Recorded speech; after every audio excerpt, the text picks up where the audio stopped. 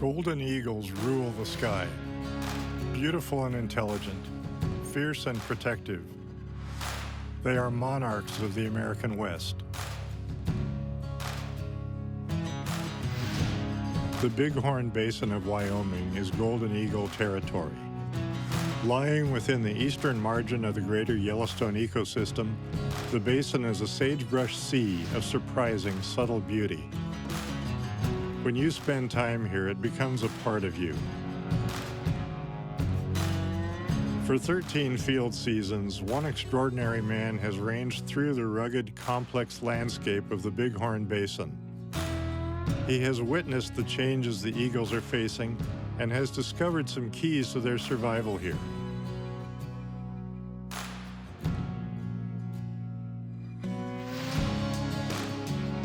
Dr. Charles Preston has seen firsthand the many challenges that golden eagles face in the American West. In this study alone, he and his dedicated team of ecologists and volunteers have monitored 83 golden eagle nesting territories and examined and banded nearly 100 golden eagles. He is deeply committed to understanding these amazing birds to help ensure their survival. These top predators should have everything they need to thrive here in the Bighorn Basin. However, survival skills that have evolved over tens of thousands of years are being tested by the unforgiving and rapidly changing landscape in the West.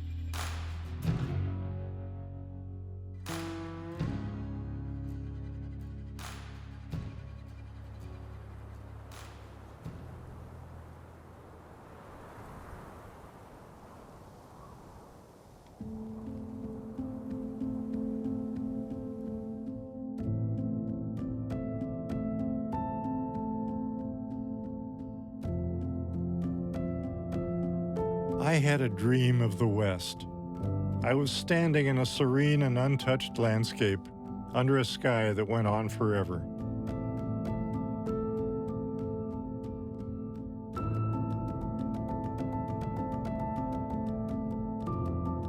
With deep focus, I observed the rulers of this land, the golden eagles.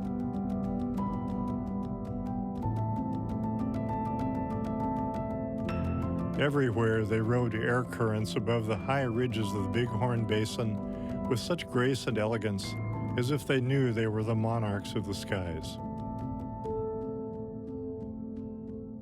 Immersed in the wild landscape, I came to a place of wonder and acknowledgement.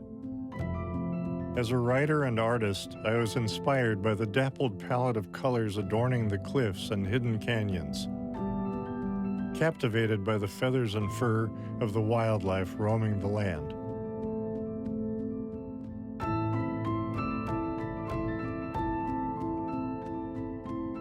And on hidden cliffs throughout the Bighorn Basin, there were eagle nest sites. I had a vision of what it was like for a golden eagle to be up there, looking out across this expanse. A regal bird living like a king with these palaces high on the cliffs.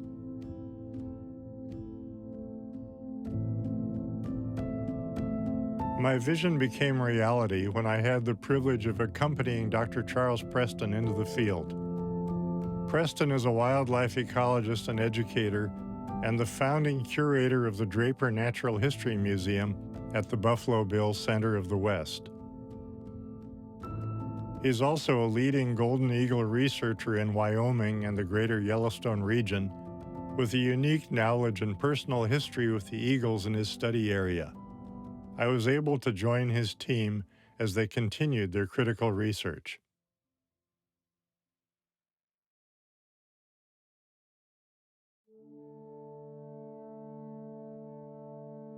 A band is a special bond between the bander and the bird. Banding is a mutually intimate experience. It's a scientific process, but when you have the honor and responsibility of holding an eagle, it becomes a personal process too. You become part of its life, and it becomes a part of yours. As I gear up for my 13th and possibly last full season studying and banding golden eagles in Wyoming's Bighorn Basin, I'm as excited as I was the first season. I'm filled with the anticipation of new discoveries and the promise of gathering more memories of this spectacular landscape and the eagles and other wildlife that call it home. 2020, 03 July. I noticed that Richard Jones had observed a golden eagle nestling in 8. A lot of times I fly right along this ridge looking for eagles, and a lot of times there's eagles sitting there. New nest, south of all alternatives, high up on the ridge.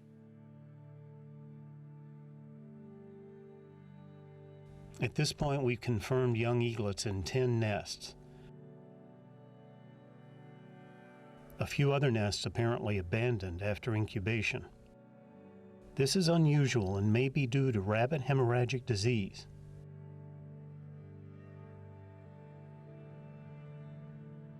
I am really eager to make my rounds through the ever-present Wyoming wind and sun this season to check on the breeding territories and the young eagles growing up here, as I've done for more than a decade now. Each year is different, always full of new adventures and surprises.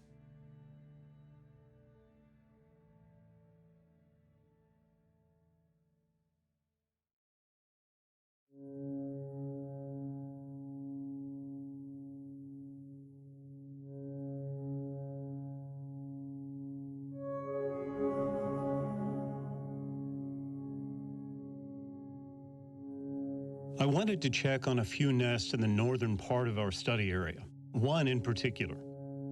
It's in a precarious position, high up on a cliff and just off a major road. It's unusually hot.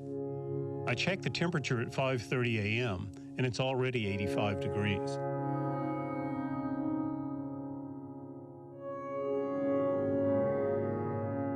There is something especially interesting about this pair of young eagles. They are really aware of each other, but I've seen little aggression between the two so far. Competition can be fierce between siblings when food is brought to the nest, but behavior is difficult to predict, and I've found that each individual has its own personality. For these young nestlings, it's pretty difficult to walk on a bunch of sagebrush with those massive talons and feet. Just part of growing up golden eagle, I guess. For all their awkwardness in the nest, they will more than make up for it once they take flight a few weeks from now.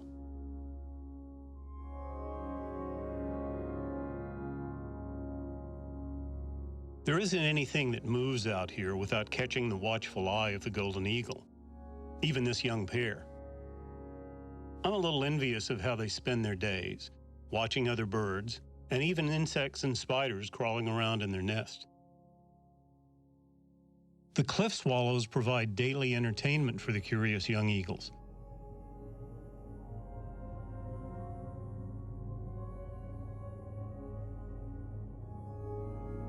A neighboring skunk that visits them below their nest gives them moments of excitement and curiosity. They are constantly exploring and learning.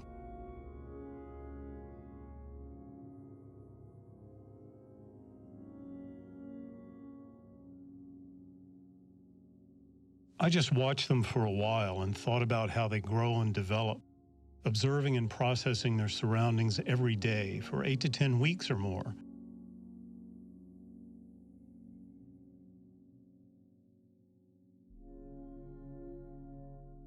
The smaller bird isn't very active, even when parents bring prey to the nest. Big Sister seems to sense this. There appears to be food in the nest, and the ever-vigilant parents sit on utility poles off my left shoulder a few hundred yards away.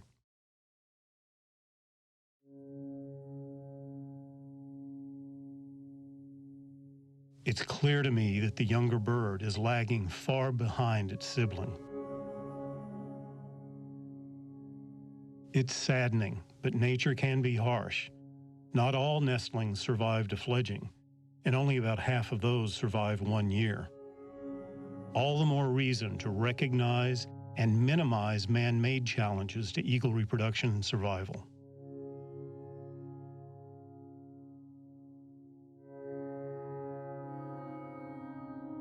You've got to be impressed with the savvy of these birds when you consider their nest sites. You can't just walk right up to these nests and start banding eagles. Golden eagles tend to build their nests with a keen awareness of wind, sunlight, severe weather, and potential predators. They take full advantage of the inaccessibility that steep rock ledges and cliff faces provide to keep out predators and protect nestlings from the elements. Some nests may be used by several generations of golden eagles for a century or more.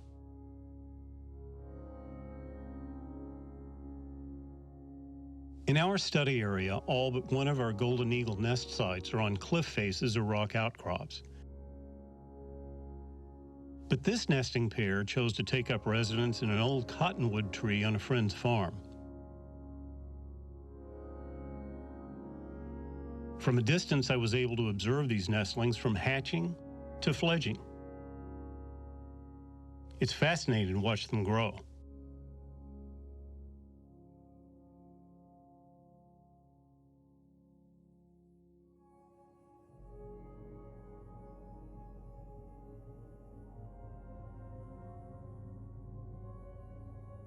If ever there was a pair of vigorous, animated, and entertaining characters, it's this pair of eaglets.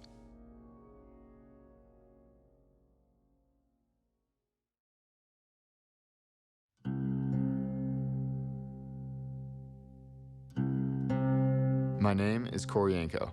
I am the interim curator of the Draper Natural History Museum with the Buffalo Bill Center of the West. And what attracted me to the Draper Natural History Museum was the fact that they had a long-term monitoring program with golden eagles. It was an active research program here in the greater Yellowstone ecosystem. And as landscapes continue to change like this, we're finding fewer and fewer living laboratories to work with.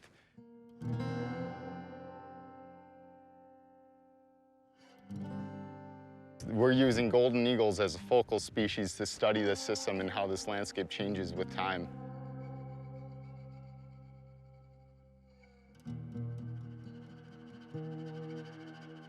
There are a lot of factors we consider when deciding to approach an eagle nest.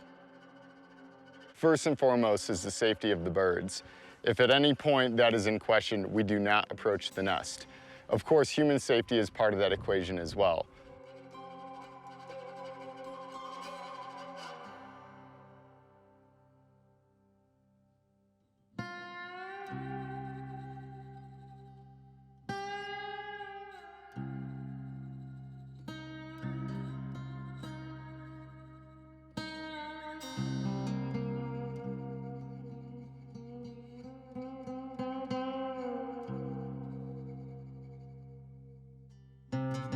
Safety will always override any other decision to approach a nest or to decide to handle a bird.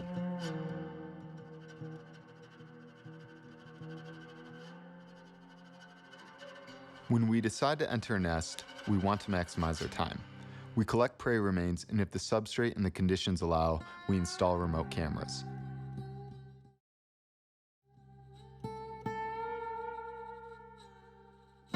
So first, for prey remains, by collecting these things, we get a little bit of a window into the diet or what that organism consumes. And what we find is that each nest is a little different. So if we were to look at the prey remains from a single nest, we might think that in this one, for example, golden eagles across our study area primarily subsist on pronghorn.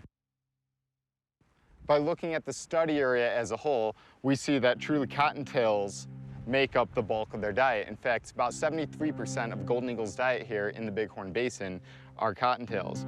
And so what that tells us is that while they may consume a wide diversity of prey species, they primarily subsist on only a couple. And so there are many supplements to their diet, but there is no substitute for cottontails within this ecosystem. It makes information like the emergence of novel diseases in the study area increasingly important to our program. And so when things like rabbit hemorrhagic disease virus enters the ecosystem, it poses the question, what impact does that have to our golden eagle population here in the Bighorn Basin and to golden eagle populations across the Intermountain West? And without long-term monitoring programs like the Golden Eagle Research Program, we can't ask and answer those questions.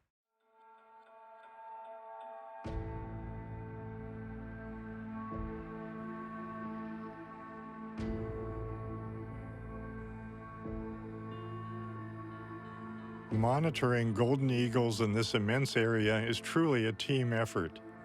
The dedicated citizen science volunteers of the Golden Eagle Posse spend many hours observing their assigned nests.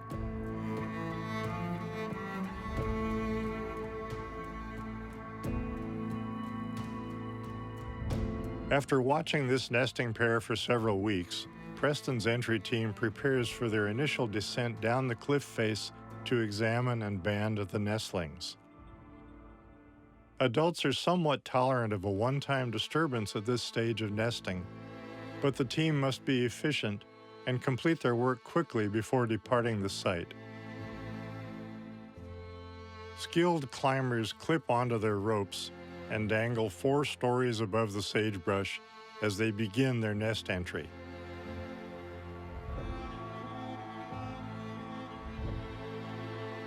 As climber Nick descends, safety climber Corey monitors the situation carefully. They work in tandem as Nick lowers himself over the edge and into the nest.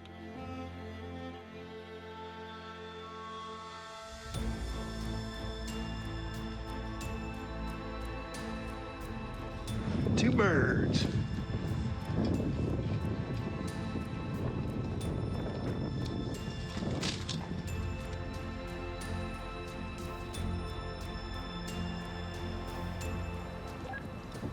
You copy me? Copy. Got one healthy nestling, one deceased nestling. Copy that.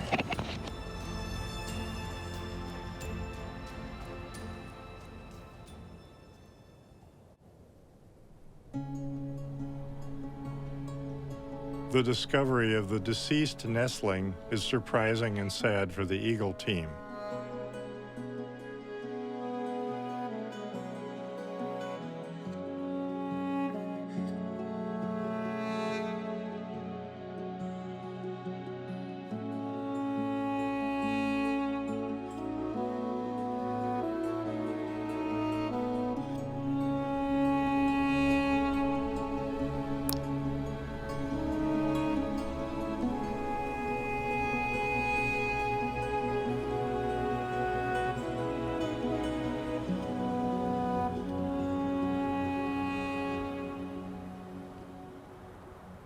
The hood, placed over the young eagle's head to block its vision, helps to keep the bird calm. This is a technique used by falconers for many centuries.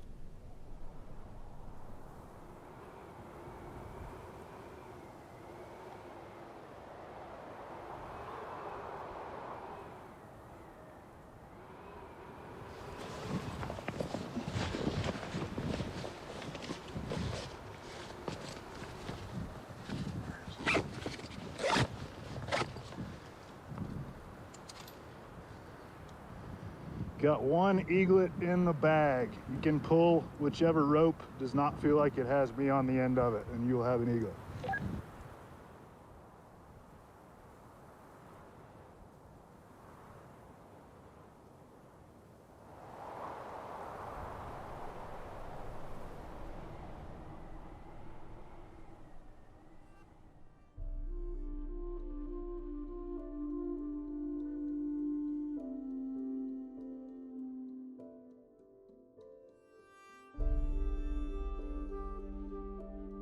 Dr. Preston pulls a single feather from the bird's wing for DNA and stable isotope analysis. This doesn't harm the bird, and the feather will soon grow back. The legs are zip-tied together to keep the young eagle from harming itself or the researchers with its huge talons.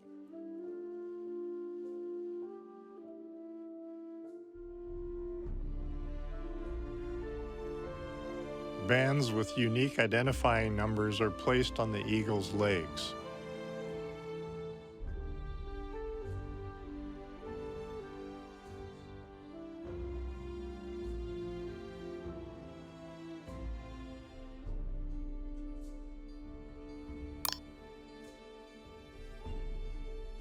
A series of careful measurements is part of the data kept on every individual in the study.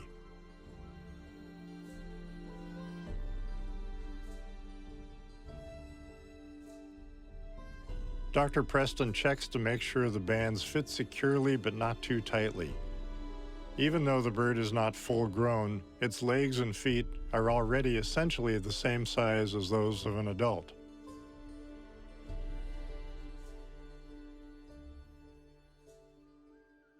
Preston sometimes offers the bird a small meal after he finishes the banding.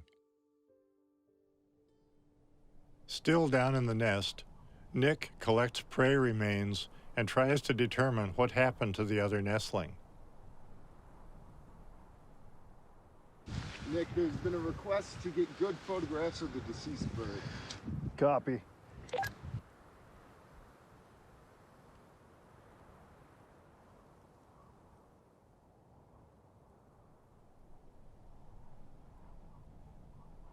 Really kind of a bizarre scene. It had its, I tried to flip it over. Its foot was, I mean, totally wedged in a crack. It almost like it was stuck. Yeah, and it was very emaciated.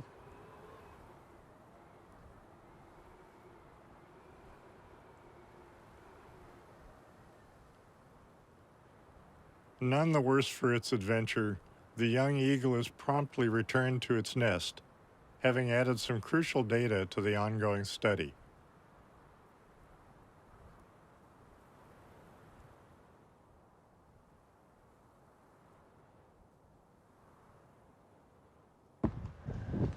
Bird inbound.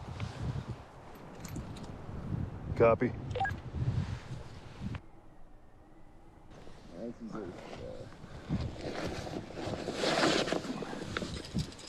Thank you, sir.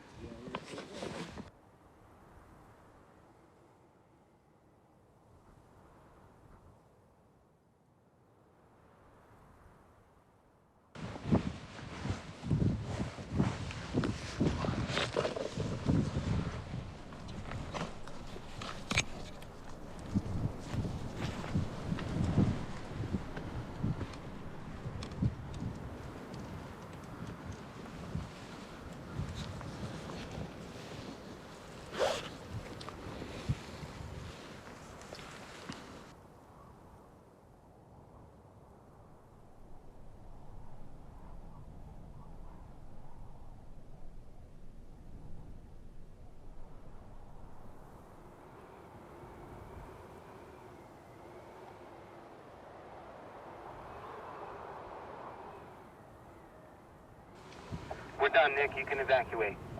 Copy, I'm on my way out.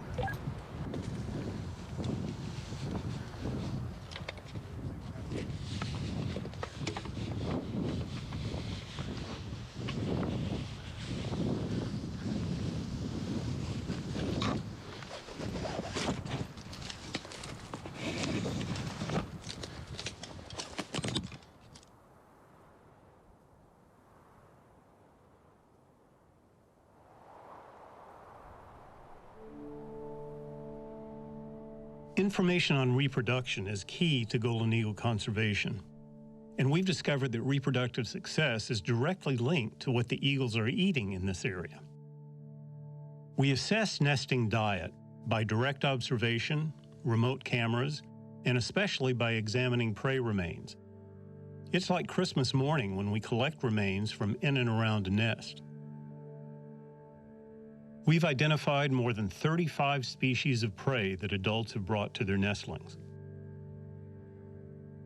In one nest this year, we found a fresh badger carcass, one of only 3 or 4 badgers found among more than 2,000 prey remains we've identified. Rabbits, hares, marmots, prairie dogs, other ground squirrels are common prey, but they are capable of eating prey much larger and actually capturing and killing prey much larger, even as large as a deer or a pronghorn. They don't dent the population of pronghorn much, but certainly they take advantage of those opportunities. They're truly opportunistic hunters. They're very powerful. But among the prey readily available here, cottontail rabbits offer the best return for eagles' energy output, and they clearly dominate the nesting diet. And we've found that the abundance of cottontails is the major driver of golden eagle reproductive success in the Bighorn Basin. We've also discovered that cottontails tend to follow a cyclic pattern of population highs and lows.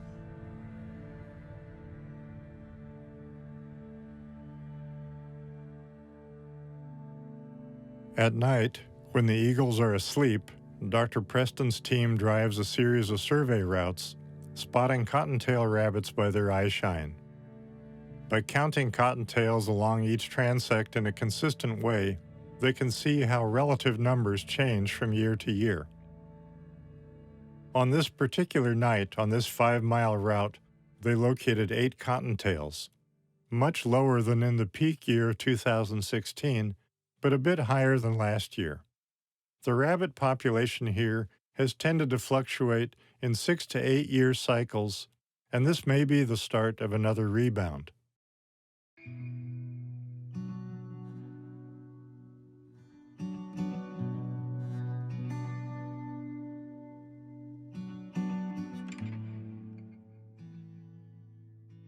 This landscape has an unseen power in history, recognized and respected by indigenous people for countless generations. The Red Road is often referred to by Native peoples as a place of honor, providing serene peace and beauty, a place of harmony and enlightenment that gives a new perspective into deep spiritual understanding of yourself and your connection with all living things.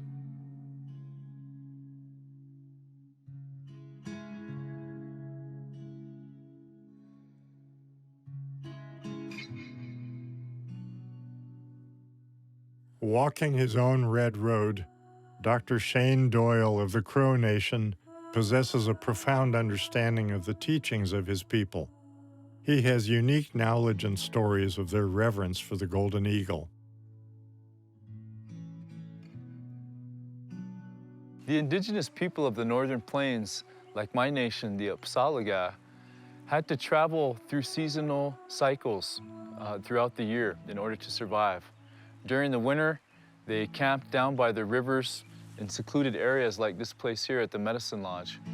But when summer came around, they transferred their camps on up into the high grounds and got away from the mosquitoes, and they were able to trade with their partners.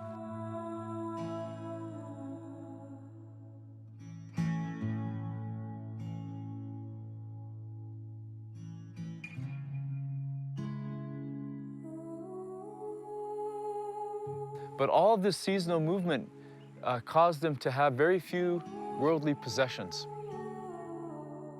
They had very little by way of wealth. Their material wealth was very small, but their spiritual wealth was great. And they believed that through prayer, through meditation and fasting, and through communication with animals like the eagles, that they could receive the medicine in their hearts and in their minds to heal their bodies and souls. And that would make them wealthy beyond any measure.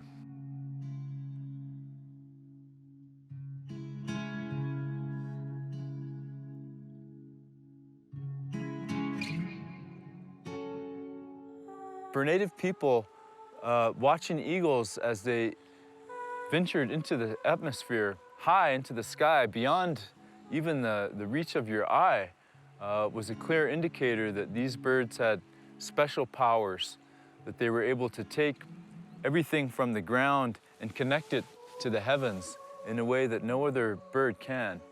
And that's the reason why we emulate them. That's the reason why we honor them and why we try to be like them.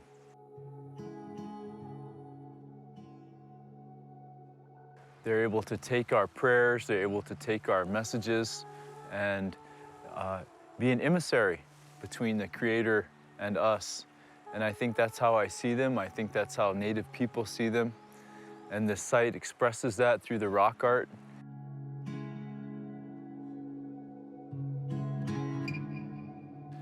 Watching the eagles, seeing how they live their lives, the supernatural abilities that they so easily exercise every day, these are inspirations for us, and these are spiritual lessons that teach us how to soar in this life and to elevate our spirits to a higher plane, to a higher power. And this is the true value of a ceremonial way of life.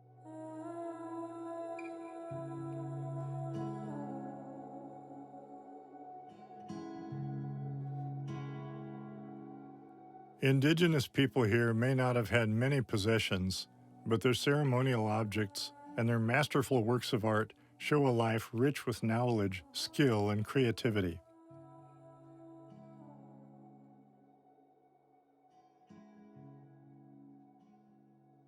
The display at the Plains Indians Museum at the Buffalo Bill Center of the West in Cody, Wyoming, vividly depicts Native people's relationship with eagles and their landscape. Eagles figure prominently in Plains Indian clothing and artifacts.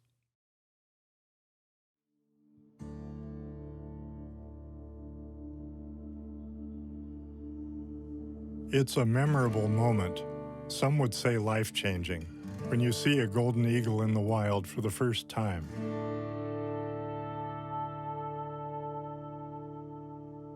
Stunning, confident, and powerful. The first thing you notice is their size, but their identity goes far beyond that. There is such a grace to them even as they move about on the ground. And when propelled through the landscape by the slightest movement of their powerful wings, flight looks effortless for them. They have an unmistakable aura, seemingly reflected in their golden feathers, interlaced in various sizes and underlaid by a rich tapestry of brown plumage speckled with white. Their luxuriant feathers shield them from the elements and also serve as regal ornamentation. Their piercing eyes hold curiosity and purpose, wary yet decisive. Many Native peoples revered them, replicated their poise and attitude, and modeled their stunning appearance and beauty in their regalia. It's easy to see why even today, so many individuals become captivated by golden eagles and dedicate their lives to honoring and conserving them. They represent and rule the American West, symbols of toughness, freedom, perseverance, and adaptability.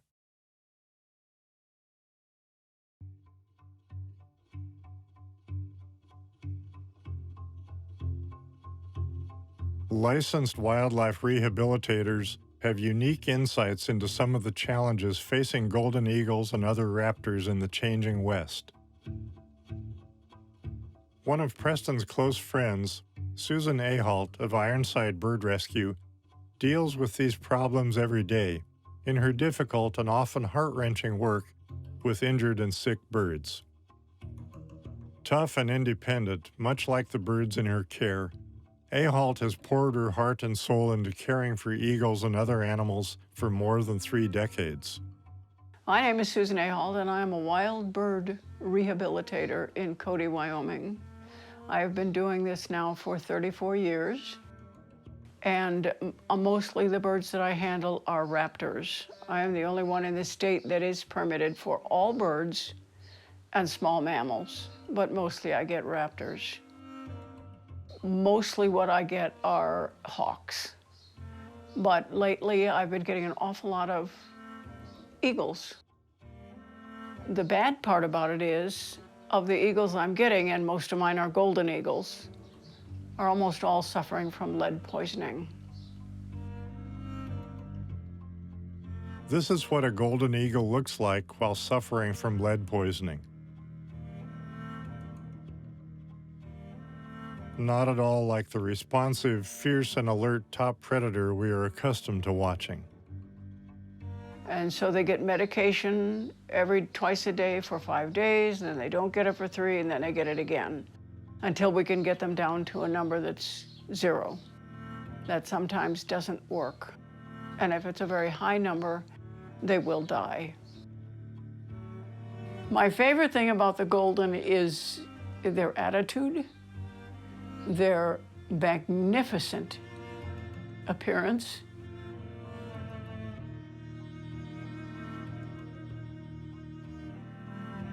and they are absolutely beautiful to look at. If you watch them fly, if you watch certain birds hover, if you watch certain birds just exist, they're amazing, absolutely amazing.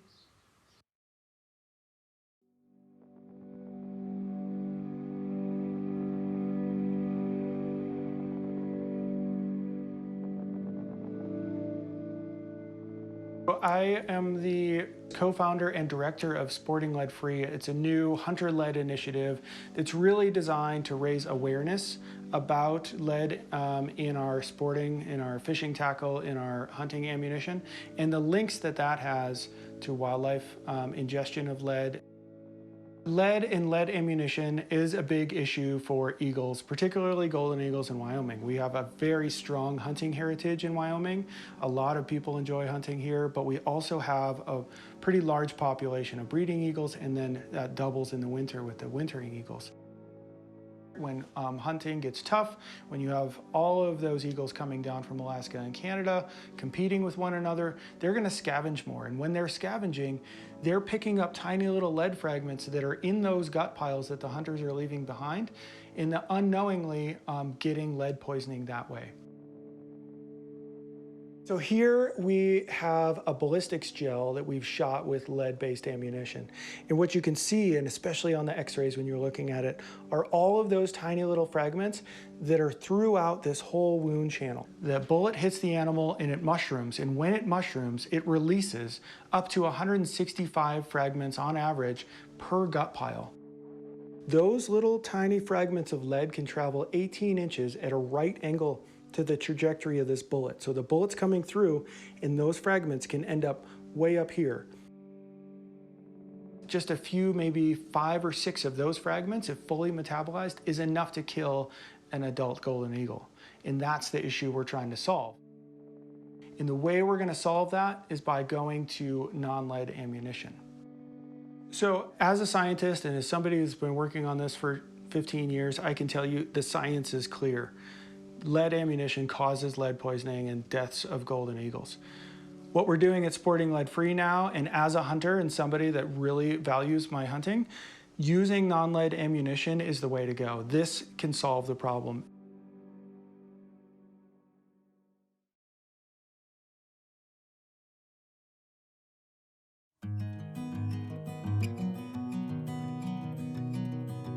There is a special place in Jackson Hole, Wyoming, where sick and injured raptors like golden eagles get a new chance at life.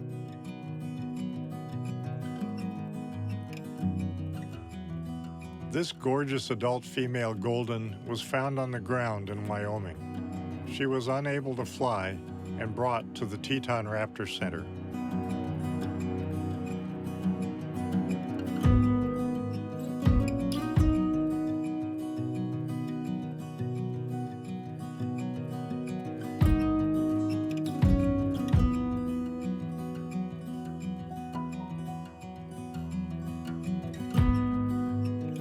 During a full exam, she was found to be thin for her size, but she had no fractures or other injuries. Somewhat of a mystery for the Raptor Center staff.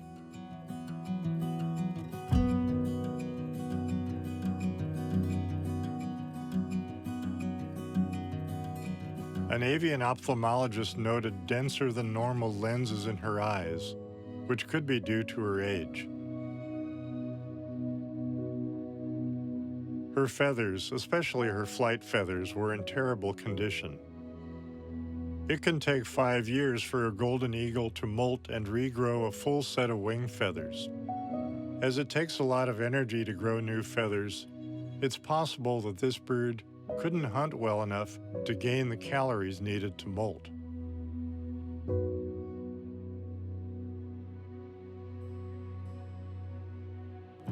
The compassionate and dedicated Raptor Center staff never gave up on her.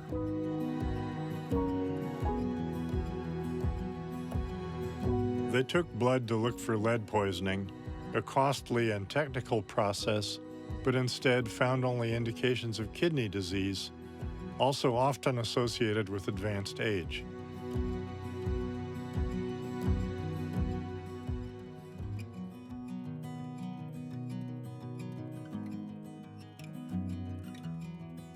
Under their care, this beautiful eagle rapidly gained weight.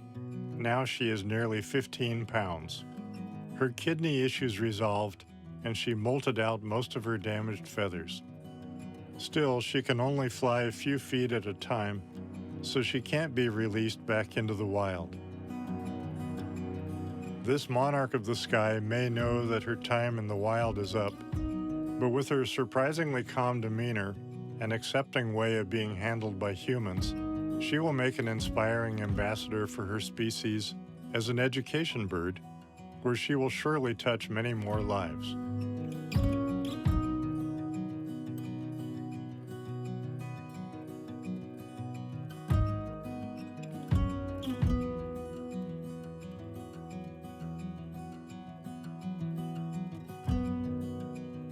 I remember seeing my first eagle soaring in the sky. I just thought, wow, what is this incredibly huge bird that's so beautiful and majestic? And I remember the first time that I saw one up close. It was an injured bird in a rehabilitation center. I was just smitten by them.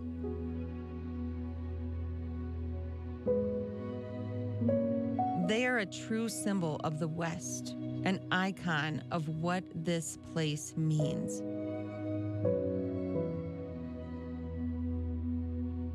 I'm Kristen Combs with the Wyoming Wildlife Advocates. We advocate for large carnivores and really elevating the science around coexistence between people and wildlife in Wyoming.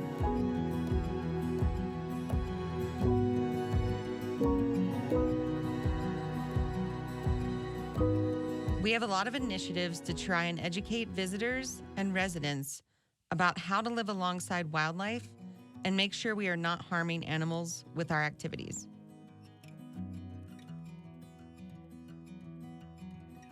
A lot of people enjoy the West and appreciate the West for these large, big, open landscapes, but those are in danger of disappearing. And when we think about the golden eagle and species like grizzly bears, they need these large open landscapes to survive. And without them, we see those animals disappear.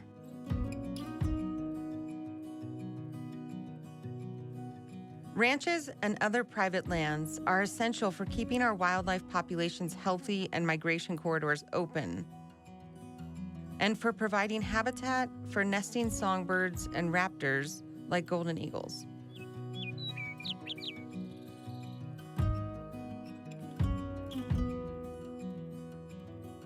There are incredible things happening in all the northern Rocky Mountain states.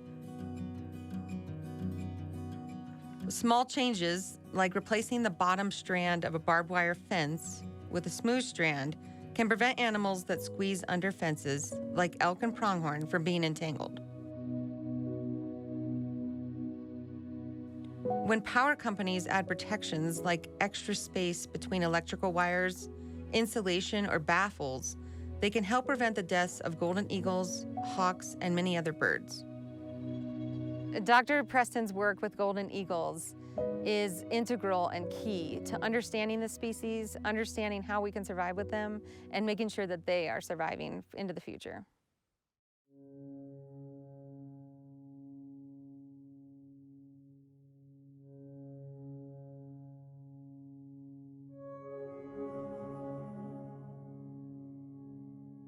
The sagebrush steppe is one of the most threatened ecosystems in the world.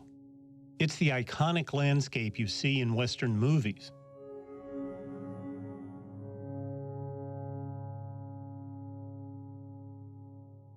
Because it is easy to access, relatively flat, not high in the mountains, it has been the area of settlement, agriculture, recreation, sprawl, and energy development.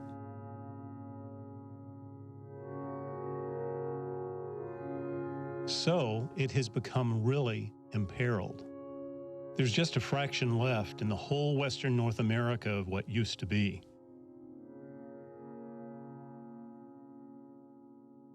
Sagebrush steppe landscapes are being further impacted by changing weather patterns. Most of Wyoming is in the midst of a long, dry period. It's especially apparent here in the Bighorn Basin. Historically, the basin is greenest in May and early June, gradually curing and turning brown and gray in July and August. As we survey our study area from the air, we are struck by the shortening of the green season we've seen in recent years. I'm not sure if there is a new normal setting in, but it is certain that adequate winter snowpack and spring-summer rains are critical to sustaining this rugged yet fragile landscape and its inhabitants.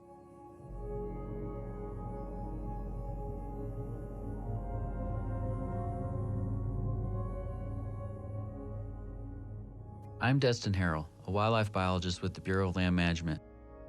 A lot of my work focuses on the complex, fragile, beautiful sagebrush steppe.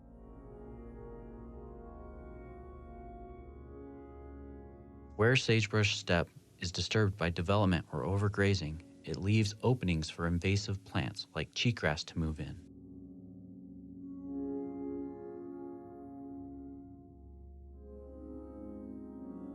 Cheatgrass spreads rapidly in these disturbed areas and dries out earlier than the native vegetation, fueling and lengthening the fire season.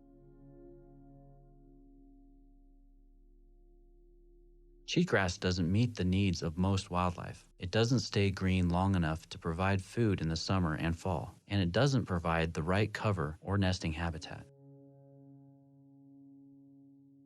There are ways to manage sagebrush to make it healthier and less susceptible to invasive species. For example, we mowed and burned this area in 2004. We mow first so we can have an initial response of these native perennial grasses. Mowing is not as intense to the landscape as fire might be, so we get these nice intermediate stages of grasses.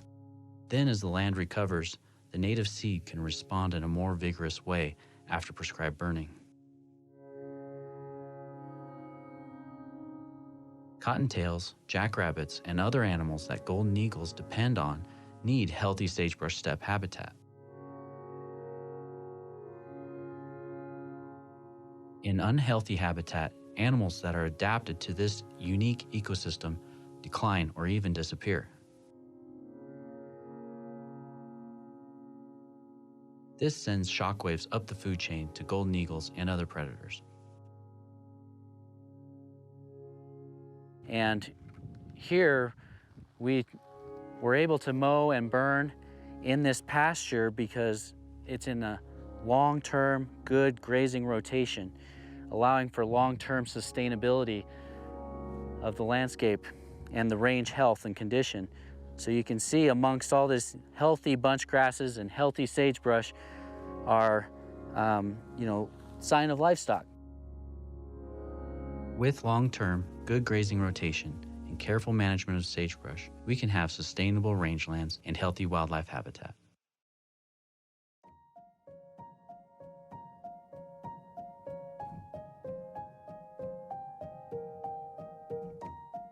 Well, the golden eagle has always been one of my favorite birds in the world, and I've observed them a lot of places.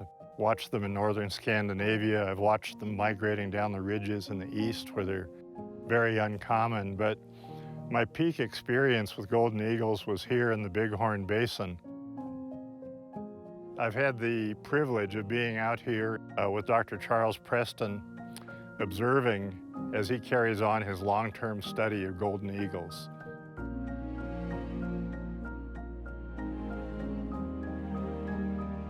And the reason we're in the shade here is to keep the heat down.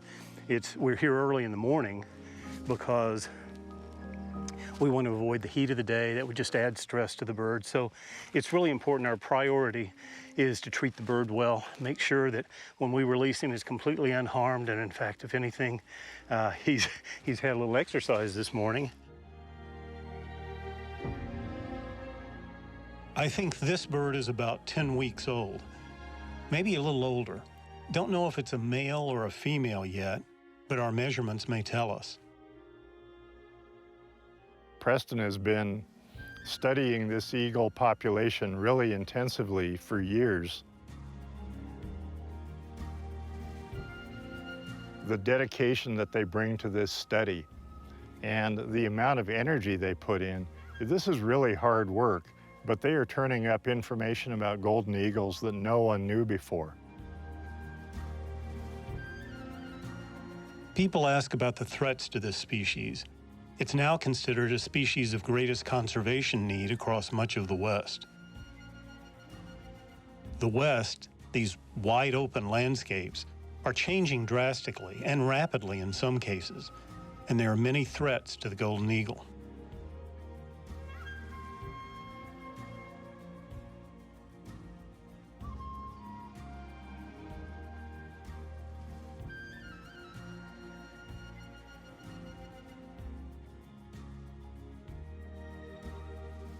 Together with a changing climate, the overarching threat is the expansion of the human footprint.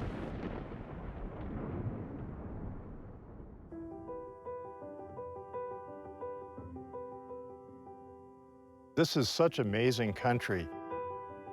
The Bighorn Basin is this beautiful, wild, it seems almost barren at first, but you look around, there's so much life.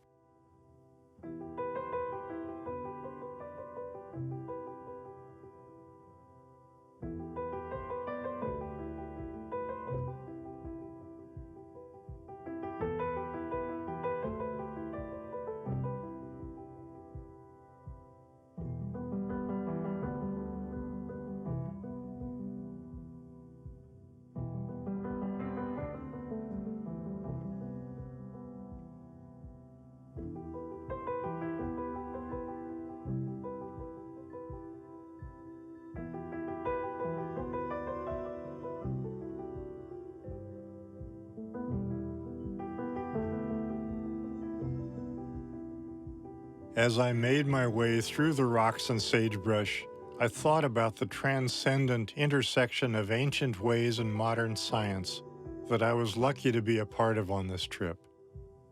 I left with a feeling of reverence for this place and its inhabitants.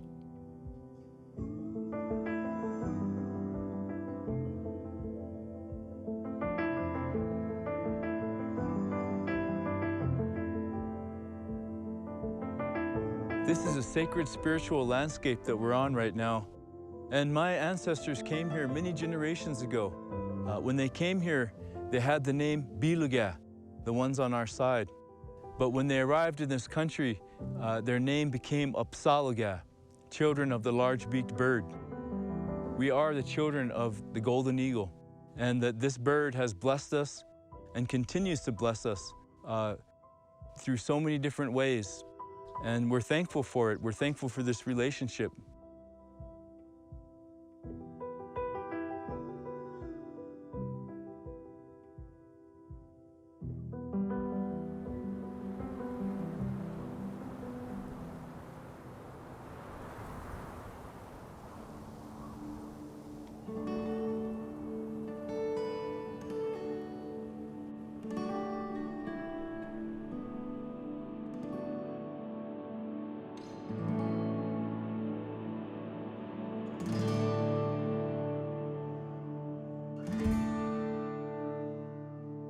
Dr. Preston often speaks about an inner calm when he's banding eagles, both for him and for the bird. Maybe the heartbeat of the golden eagle is what echoes throughout not only the Bighorn Basin, but in our hearts as well, and is what drives someone like Dr. Charles Preston in his work and life.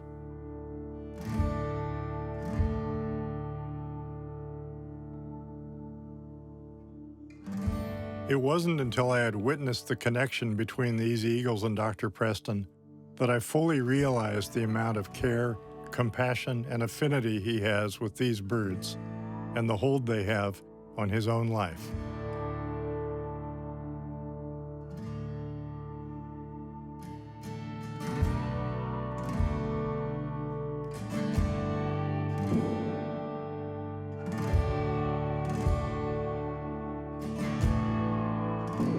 The golden eagles are witness to a change that people have not been able to really see in their lifetimes.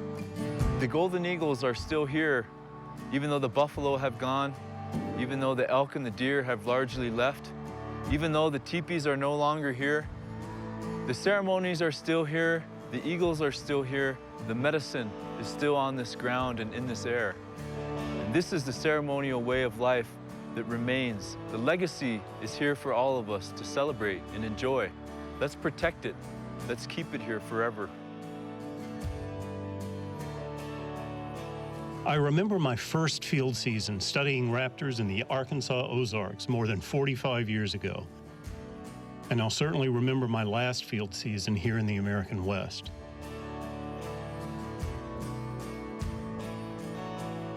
I've been a witness to a changing West for a long time now, in this often underappreciated sagebrush ecosystem that I've come to love, studying this powerful raptor that I've learned to admire. I can't help thinking that the fates of the place and the bird are intimately linked.